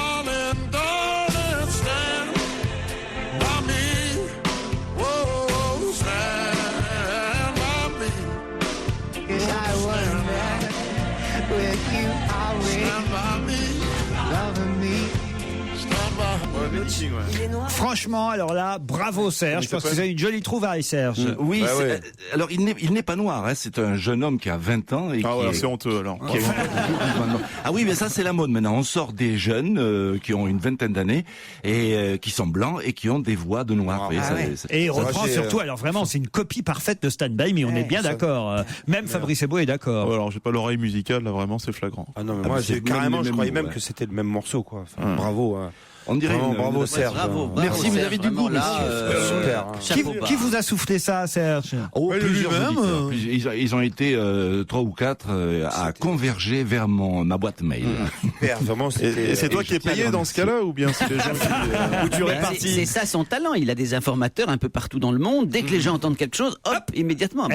Des États-Unis, de l'Australie, du Japon, c'est incroyable. Eh bien, appelez-le pour qu'on ait une autre super trouvaille demain. Même pendant le morceau, je me dis mais c'est incroyable comment les deux morceaux se ressemblent, quoi. Mais qu'est-ce que vous avez aujourd'hui? C'est super, Serge, super. S'il aurait voulu trouver des morceaux ressemblants, il n'aurait pas fait mieux. Ah ouais, non. À demain, Serge. Qui était corse, si on en croit une révélation faite grâce à des recherches par l'historien Albert Mattei? Napoléon. Ben Laden. Pas Napoléon. Napoléon, ça a déjà été une thèse, effectivement. Corse et breton, on a même dit pour Napoléon. Non, là, il s'agit pas de Napoléon. C'est pas Ben Laden. C'est pas Ben Laden, c'est pas Kadhafi non plus. Sarkozy. Qui serait corse si on en croit les recherches, 5 années de recherche de l'historien Albert Mattei? C'est quelqu'un qui ne veut pas que ça se sache. Comment ça? Qu'il est corse. Bah, il est mort. Hein. Ah, d'accord, c'est pas quelqu'un. Il est mort. Il est mort il y a longtemps? Au 19e siècle? Non. Victor Hugo? Non. Il est mort quand? Est-ce que c'est lié? Napoléon, c'est pas une thèse. Napoléon, il est né en Corse, évidemment. Oui, mais certains disent qu'il était breton, par exemple. François Mitterrand. D'accord. François Mitterrand, non. Claude Sarraute? Non. Elle est morte? Mais non. En Corse. Elle va très bien, Claude. C'est la semaine.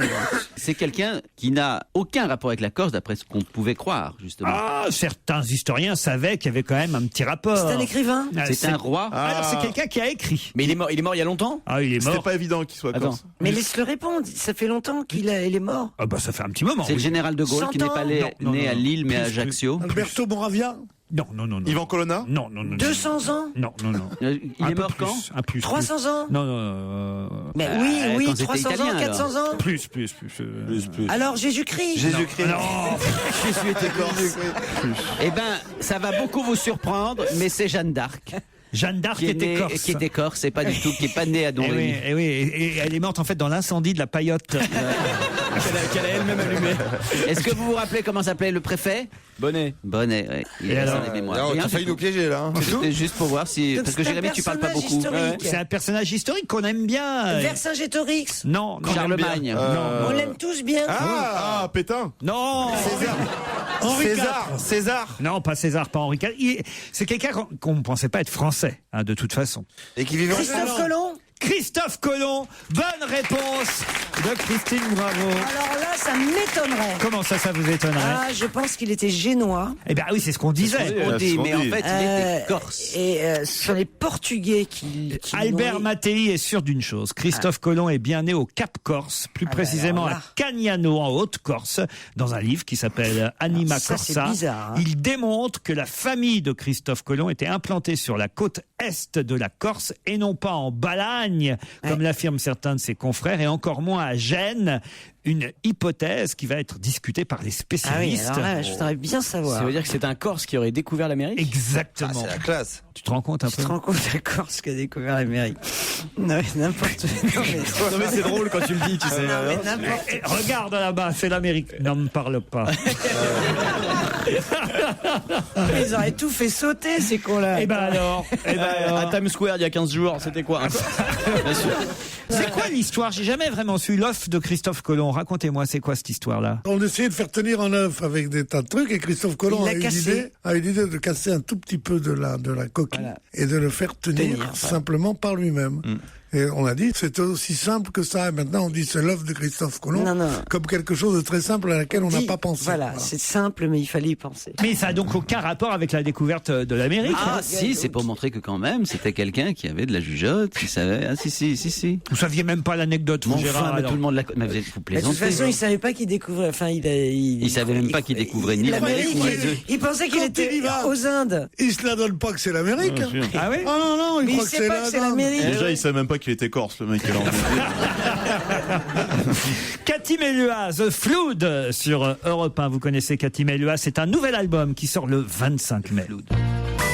On est bien tous ensemble sur Europe 1 et nous sommes en compagnie jusqu'à 18h30 de ce cher Laurent Ruquier. Il est avec ses complices évidemment aussi pour la suite d'On va se gêner. Pour quelle raison parle-t-on beaucoup dans la presse aujourd'hui de Wigan, une ville moyenne du nord-ouest de l'Angleterre? C'est le foot, c'est du foot. Oui. Ils ont pas pris 8-0 contre Chelsea hier soir. 8-0 contre Chelsea et ils sont champions. Et Chelsea devient champion d'Angleterre. Bonne réponse de Titoff. 3 buts de Drogba. 8-0, c'est quand même assez rare en foot, quand même. Oui, c'est plus courant au rugby, quoi. Ça arrive, oui. Mais Comment ça arrive, Gérard? Il y a déjà eu des 8-0 dans l'histoire. C'est quand même très rare. Il y a pas, C'est très rare. il y a pas plus de 8-0 qu'il y a de Robert dans... J'ai pas dit que c'est pas rare, c'est très rare, mais ça arrive. 3 buts de Didier Drogba. Et si, quand même, Robert Pires, il avait marqué beaucoup. Je vais trouver tous les Robert célèbres maintenant. Toute l'émission, ça sera des gens qui s'appellent Robert. Ah oui? Bien sûr. Ouais, vous avez... Robert Laffont, Robert Pires, Robert mon beau-frère, Robert, il y en a plein. Robert Pires, il a déjà 30 balais, vous voyez, par exemple, Pierre. Ah, c'est vrai, il n'a plus le droit, il n'a plus le voix au chapitre, hein, il a 30 ans. Non, mais le seul Robert un peu 36, jeune, 37. effectivement, vous avez C'est raison, Robert c'est Pattinson. Robert Pattinson. Non, il y a aussi le petit Robert. C'est vrai. Il y a Bob l'éponge. C'est vrai. Ben moi, je vais vous parler de Jean-Dominique Brière. Jean-Dominique Brière publie une biographie, la biographie de quelqu'un qui un temps s'est appelé Jean Laroche. Mais qui était Jean Laroche? Ça a rapport avec l'affaire du petit Grégory? Du tout. Je crois que c'était Jean Ferrat. Bonne réponse de Pierre Bénichou. Bravo. Il a dû changer de nom parce qu'il avait un nom trop difficile à prononcer. Il a mis Laroche d'abord avant de s'appeler Ferrat. Il l'a trouvé sur le guide Michelin avec le Cap Ferrat. C'est vrai? C'est vrai? Oui, c'est vrai, si je le dis, c'est vrai. Au début, il voulait s'appeler Jean Nègre. Il s'est dit c'est peut-être un peu trop par rapport au Cap Nègre. Et finalement, il a pris Et Jean-Dominique Brière avait publié en 2003 une biographie aux éditions de l'Archipel, une biographie de Jean Ferrat. Évidemment qu'il a ressorti à l'occasion de la disparition du chanteur, complété et réédité. Et 15 000 exemplaires ont déjà été vendus de cette biographie. Il faut dire que les disques aussi de Jean Ferrat se vendent énormément en ce moment. Et Jean Ferrat, c'est vrai, avait sorti son premier 45 tours, et même ses deux premiers 45 tours sous sous le nom de Jean Laroche. Vous n'avez pas voulu me croire quand je vous disais que la mort de Jean Ferrat était un événement considérable, enfin que toute l'émotion autour de Jean Ferrat était une émotion considérable, qui dépassait de beaucoup la chanson et tout ça. C'est parce qu'il y a une sorte de reconnaissance de Jean Ferrat des idées qu'il défendait, même s'ils étaient un peu boy scout et un peu démodés d'un point de vue politique, où maintenant on est beaucoup plus... Ça, c'était des idées simples qui font que la gauche va gagner les élections. Sauf si Michel Sardou cassait sa pipe avant 2012. Mais non, ça n'a rien à voir. Justement pas. Non mais enfin, Pierre, votre théorie là, c'est n'importe quoi. Enfin. Pas du tout. Ça a été un tel raz-de-marée, ce truc-là, qu'on se dit qu'il y a chez des gens, donc on croyait qu'ils votaient centre-gauche, qu'ils votaient centre-droit, etc. Il y a un tel mouvement ouvriériste, vieille gauche, archaïque, tout ce qu'on voudra, mais qui existe beaucoup. Moi, je disais même que les régionales avaient été gagnées par Jean Ferrat. Tout le monde a voté à gauche sous l'émotion de la mort de Jean Ferrat. Tu disais où? Qui est un truc. Je le disais dans ton. Gérard. Est-ce que dans cette émission à laquelle nous participons avec un grand plaisir, comme répondeur, est-ce que un chroniqueur a le droit de poser une question et de demander à la cantonade, dans l'histoire du foot, quel est le plus grand score d'un match inégal? C'est-à-dire du genre, là, vous avez cité, vous étiez sidéré par votre 8-0. En fait, chacun fait l'émission dans leur petit veut, quoi.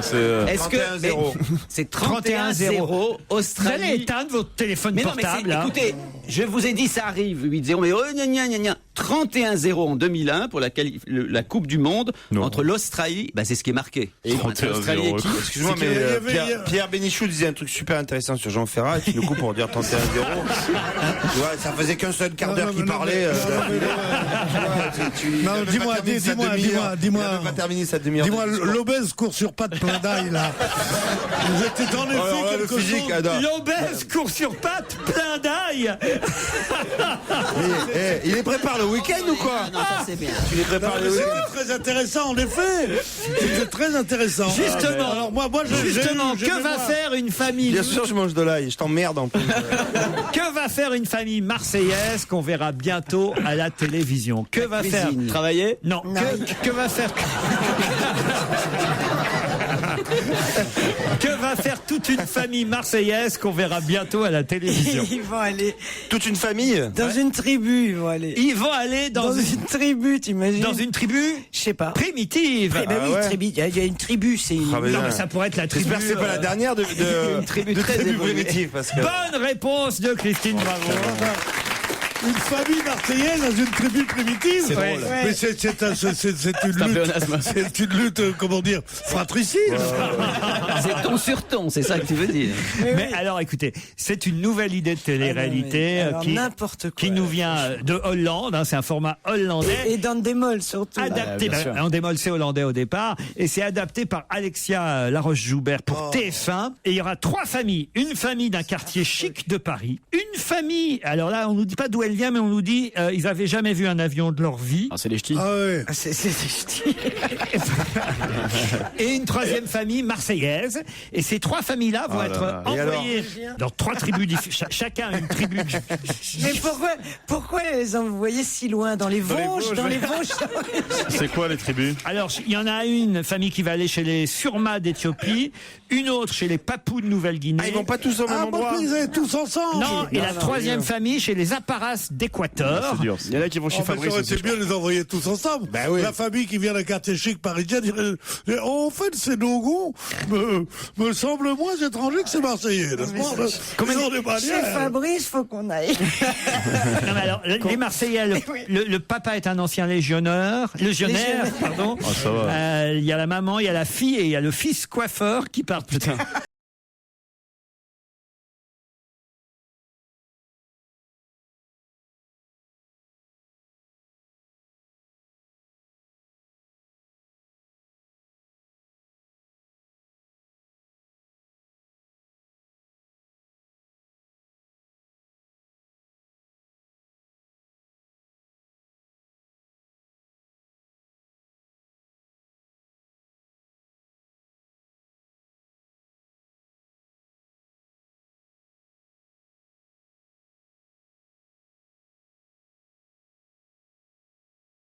Répondu non. Est-ce que vous avez été journaliste? Est-ce qu'on vous lit plus à la bibliothèque ou à la plage? Alors bien, c'est bien Fabrice, je suis fier de toi. Je l'ignore. Est-ce que les titres de vos livres n'en finissent plus? Du genre les écureuils. Je vois à qui vous pensez. J'ai un...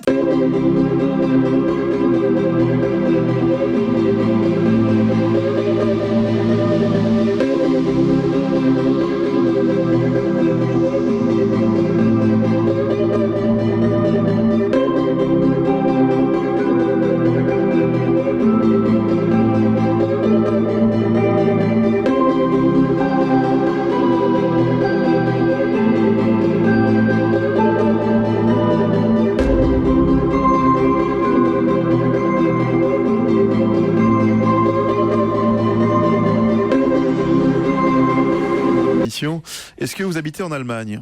Non. À qui vous pensiez? À Marianne Diaye. À qui ça? Ah oui, pas mal. Non, parce que le premier indice, c'est jamais un vrai indice. Est-ce que vous avez compris cet indice, invité d'honneur? Non.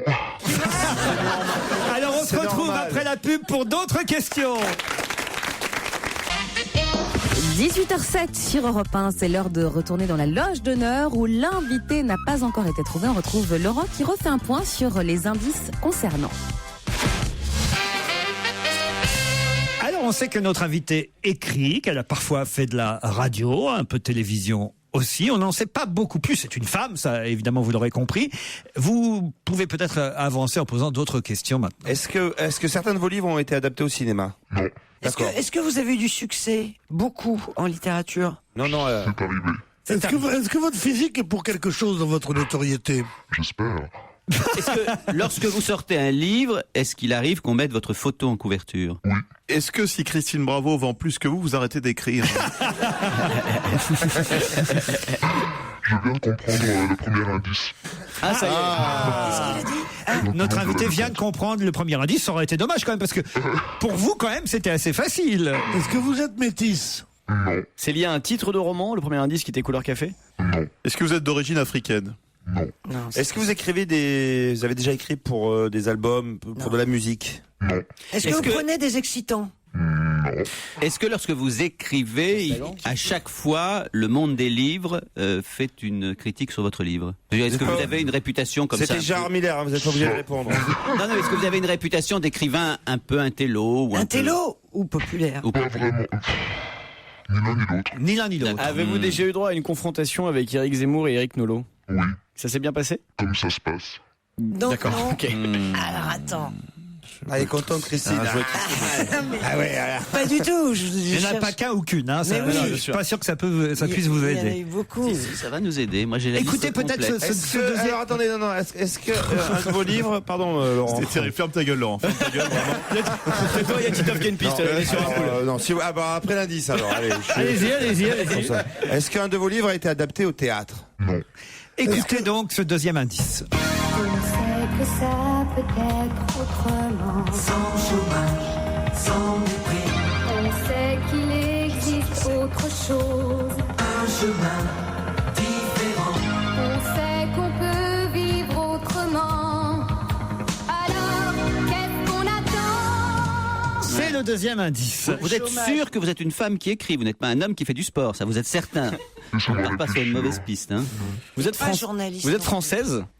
Oui, mais vous êtes de confession juive. Qui est con alors? Est-ce que...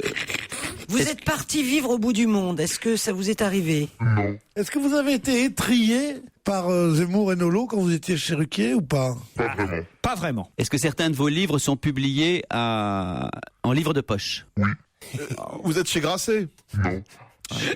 Genre le mec qui connaît tout le répertoire de Grasset. Vous avez publié combien de romans jusqu'à aujourd'hui? Oui ou non? 6. Notre invité est gentil de répondre. Est-ce qu'un de vos romans se passait au Yémen? Non. À qui vous pensiez? J'ai oublié son nom. Mais... C'était vachement bien. Est-ce qu'à un moment donné, dans votre livre, quelqu'un ouvre une porte et dit tiens, alors ça... Un troisième indice. Ça balance pas mal à Paris. Ça balance pas mal. Ça balance pas mal à Paris. Ça ça balance aussi. Ah oui. Je sais qui c'est. Moi aussi. Ah, moi je sais qui c'est. Moi aussi je sais qui c'est. Est-ce que vous avez un père célèbre? Est-ce que vous avez un père célèbre? Est-ce que vous faites l'objet d'un livre en ce moment que vous n'avez pas écrit? J'ai trouvé. Le seul à pas avoir trouvé, regardez, c'est Pierre Bénichou. Et là, ça m'amuse beaucoup. Bien Pierre, sûr. allez-y, Pierre. Un père célèbre. C'est facile. Est-ce que votre père est un politicien connu? Oui. Marine Le Pen? Qu'il est con. Eh bien, devant Pierre Bénichou, les 5 autres vont pouvoir hurler le nom de notre invité d'honneur et foutre la honte à Pierre Bénichou. Notre invité est donc... Mazarine Pinjot. Mazarine Pinjot qui va nous rejoindre. Et on retourne dans le studio Berlin d'Europe 1 retrouver Laurent Ruquier et ses complices du jour et l'invité d'honneur qui a enfin été trouvé. Il s'agit aujourd'hui d'une écrivaine, il s'agit de Mazarine Pinjot. Notre invité d'honneur jusqu'à 18h30 à l'occasion de la sortie de son roman Marat chez Julliard et non pas chez Grasset, c'est Mazarine Pinjot. Quel journaliste ce Pierre Bénichou? Pierre. Il y a la déduction, le roi de l'investigation. Le rapprochement. Je suis perdu dans ce jeu. Je suis nul. Jamais vous ne trouvez la... Si, j'ai trouvé des tas de gens. On va expliquer en tout cas les quelques indices avant de parler de Marat, votre dernier roman Mazarine. Marat, qui avait plutôt bien été accueilli d'ailleurs par Éric Nolot et Éric Zemmour. Oui, oui. Hein, ça s'était pas mal passé, vous n'aviez pas été étrié en tout cas pour répondre à la question de Pierre Bénichou. Quant à Couleur Café, évidemment. Bien sûr. Comment ça, bien sûr, Fabrice? Non, c'est vrai qu'on a eu une relation ensemble très rapide, mais je ne sais pas que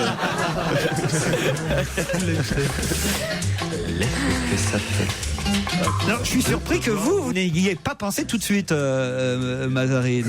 Ouais, mais j'ai pas trop l'esprit d'à propos. Parce que, tout simplement, Mazarine, je pense que c'est encore d'actualité, oui, absolument. anime une émission sur le web qui s'appelle Le Café. Voilà, tout simplement. Visiblement mondialement connu. Ça nous a échappé.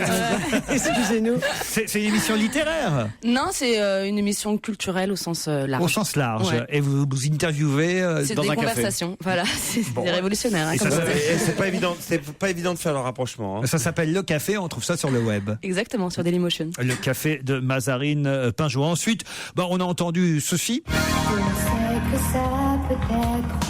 C'était tout simplement un extrait de la campagne officielle socialiste de 1981. Alors là, Ah bah oui. Non, ça, je m'en souviens pas du oui, tout. c'était alors. pas fait pour que vous trouviez, hein, ça c'est sûr. Mais pour ceux qui ont suivi Giscard, évidemment, c'était plus difficile. Non. Très nombreux autour de cette table. J'ai voté Mitterrand en 81. Et puis le début de la chanson. Oh, tu dis ça parce qu'elle est là. Et le début de la chanson, surtout, on rappelle la musique du film Les Soudoués en vacances. Ah ouais. Elle peut pas te donner un poste à l'Élysée maintenant. Et puis le troisième indice m'a mis définitivement tout le monde sur la piste. C'était l'émission Ça Balance. Vous avez été Elle n'était pas toute seule. chroniqueuse. Non, mais enfin bon, manifestement, vous aviez déjà un peu cerné la personnalité de notre invité, qui publie donc Marat, son dernier roman chez Julliard. Vous n'aviez pas de facilité à répondre quand on vous demandait si vous étiez écrivain populaire ou intellectuel, Mazarine. C'est difficile. J'aime pas trop les catégories en général. Je trouve que c'est bien d'être un peu. En fait, ça dépend un peu de ce que vous publiez. Là, moi, j'ai l'impression que c'est un roman populaire pour le coup. Oui, je pense. Enfin, moi, j'espère, surtout. Et je pense, même si certains auteurs n'aiment pas ça, qu'on peut le lire sur la plage, parce que... j'espère aussi. C'est une saga, carrément, hein, même si c'est l'histoire d'un frère et d'une sœur auquel vous nous conviez, qui ont, on le sait, peut-être certains l'ont déjà lu ou entendu, une histoire d'inceste. Ils se rencontrent l'un et l'autre, ils ont 16 ans, c'est bien ça, si ma mémoire est bonne, parce que je l'ai lu il y a déjà un petit moment, le bouquin. Ils ont 16 ans l'un et l'autre quand ils se rencontrent. Ils savent évidemment qu'ils sont frères et sœurs à ce moment-là. Oui, ils le découvrent en tout cas. Ils le découvrent. Et ça va être une immense histoire d'amour. Ouais, une grande histoire d'amour, effectivement incestueuse, mais finalement l'inceste c'est pas le thème à proprement parler du livre, c'est plus sur une histoire d'amour très fusionnelle, très passionnelle, et sur une quête des origines, puisque ce sont deux enfants qui ont été abandonnés à la naissance et qui connaissent pas leurs parents ni leur lieu de naissance, et donc c'est toute une quête et une enquête. Surtout elle d'ailleurs qui va partir à la recherche effectivement de son identité. Voilà. Ça se passe dans le nord de la France ou Oh non. Alors non, justement ça nous fait voyager aussi. Ce livre est particulièrement en Algérie. Voilà, faut situer l'époque l'époque pendant aussi. la guerre civile. Voilà, pendant la guerre civile en Algérie. Vous l'avez pas lu encore, Pierre Bénichou? Non, pas encore. Quelle honte. J'attends qu'on me l'envoie. Mais il faut acheter les livres. Enfin, c'est la crise dans les librairies. Je vais l'acheter dans toutes les bonnes librairies. Aussi. Mais il y a autre chose, c'est que ça va pas plaire à Michel Onfray, cette histoire d'inceste. J'espère bien. Un frère et une sœur, tout ça, lui, il va dire que ça n'existe pas, ce genre de choses. Hein. Pourquoi donc? Mais non, parce que tout ça, c'est l'enchevêtrement freudien, toutes ces choses-là. Donc, puisqu'il dit que ce que Freud n'existe pas vraiment, que c'est une théorie plaquée sur une irréalité. T'as vu que je parle bien comme mec? Ah, ce truc-là va lui sembler pas bien. Au lieu de parler, feriez mieux de lire les livres qui sortent, Pierre Bénichou. Pardon. Et vous pourriez ainsi parler avec notre invité de sa littérature. Vous avez lu déjà, d'ailleurs, tiens, c'est bien gentil de parler de celui-ci, mais les précédents, vous les aviez lus, Pierre? Oui. Le titre et tout ça, je connais. Bien sûr. Mazarine à la plage, Mazarine à la plage, Mazarine au ski, tout ça. La question qu'on pourrait, si tu avais lu Mazarine, la question qu'on pourrait poser à Mazarine, eh bien, vous la poserez après la pub. Profitez bien des dernières minutes d'On va gêner sur Europe 1. On retrouve Laurent Ruquier avec ses complices du jour, Pierre Bénichou, Jérémy Michalak, Christine Bravo, Fabrice Eboué, Gérard Miller, Titoff et l'invité d'honneur qui est aujourd'hui l'écrivaine Mazarine Pinjot. Mazarine Pinjot qui publie Marat, son dernier roman chez Julliard. Gérard voulait poser une question, alors allez-y Gérard. Mais oui, parce que précédemment Mazarine s'était intéressé quand même à ce qu'il pouvait y avoir de terriblement inquiétant, voire meurtrier chez une mère, dans un précédent livre. Là, c'est l'inceste. La vision que vous avez de la famille est-elle aussi complexe? La question. Non, c'est une très bonne question. J'aimerais pas de répondre en 2 minutes. J'ai pas une vision de la famille toute faite. Enfin, j'explore, je m'interroge sur ce que c'est que la famille et surtout ce que c'est que la femme, puisqu'en l'occurrence dans les 2 livres, ça interroge surtout le parcours. Alors la femme, tu vois. Dites-moi, Tita, je pense que vous en savez un rayon là-dessus. En tout cas, ce qui m'intéresse effectivement, sans être forcément fasciné par ça, c'est le tabou dans la mesure où effectivement il interroge la limite entre l'intime et le social. Donc de ce point de vue-là, je pense que c'est une mine pour un romancier. Je l'ai dit, et j'avais eu l'occasion de le dire quand je vous ai reçu, on va aussi de surprise en surprise dans votre livre. C'est ça qui est intéressant. C'est pour ça que je disais que c'est un roman qu'on pouvait aussi lire sur la plage. C'est parce que on est passionné par l'histoire de ce couple. Est-ce que c'est vraiment un couple d'ailleurs? Un couple et même un ménage à 3, parce qu'il y a aussi le fameux Hicham. Alors expliquez ce personnage. Un cousin. Le personnage d'Hicham dans votre livre, Mazarine. Alors Hicham, c'est un ami du couple effectivement. Et lorsque le couple va se séparer, c'est celui qui va un peu prendre par la main Mara, qui est l'héroïne du livre, pour l'aider à aller vers justement la recherche de ses origines, chemin qu'elle n'arrive pas à faire seule. Et il va d'une certaine façon la sauver. Il va briser le couple, quoi. C'est vraiment l'idée que la tierce personne ouvre sur le monde. C'est un peu comme dans une famille justement, hein, les 2 parents et l'enfant. À un moment donné, il en faut un 3e pour couper la fusion et pour ouvrir sur le reste du monde. Christine Bravo est très jalouse là. Mais je m'en fous. Tu crois quand même pas que je vais parler d'un bouquin qui va me faire, qui risque de passer avant moi. Non. Je crois que ça n'a rien à voir. Elle, c'est de la littérature. Je crois Quel enfoiré. Vous regardez la liste justement des meilleures ventes pour voir si vous montez ou si vous descendez? Non, pas trop. Pas mais trop. Bon, si on écrit un livre pour qu'il soit lu. Bah oui. C'est mieux, ouais, c'est plus agréable, c'est sûr, mais en même temps, on l'écrit pas pour ça. Et alors, si ça vient après, c'est tant mieux. Quelles sont les émissions de promo qui font vendre le plus? Alors, je vous conseille Laurent Ruquier. Ah ouais. Vas-y, vous n'avez pas encore été invité. J'ai pas les couilles. Non, mais sinon. Par exemple, Coé, c'est bien ou pas? Est-ce qu'on se rend compte? Ça dépend des fois. Est-ce qu'on se rend compte quand un animateur ou un journaliste a vraiment lu le livre ou pas? Ça m'intéresse. Ah, bien sûr. Ouais. Alors, balancez ceux qui ont lu, ceux qui ont pas lu. C'est très rare qu'on lise. Ah c'est plutôt ceux qui ont lu qui sont rares, bien sûr. Alors ceux qui lisent, c'est qui? Et quand on est très très bien élevé, on essaye de réaménager les questions pour pouvoir y répondre.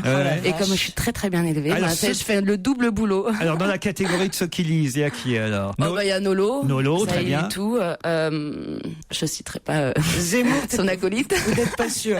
Ah non, je suis sûre du contraire. Ah ouais, merde. Mais bon, c'est pas grave, il trouve toujours quelque chose à dire. Il dit pas Zemmour? Ah non. Non. Mais je pense qu'il n'a pas le temps. Ne lis pas, ne pense pas. C'est net.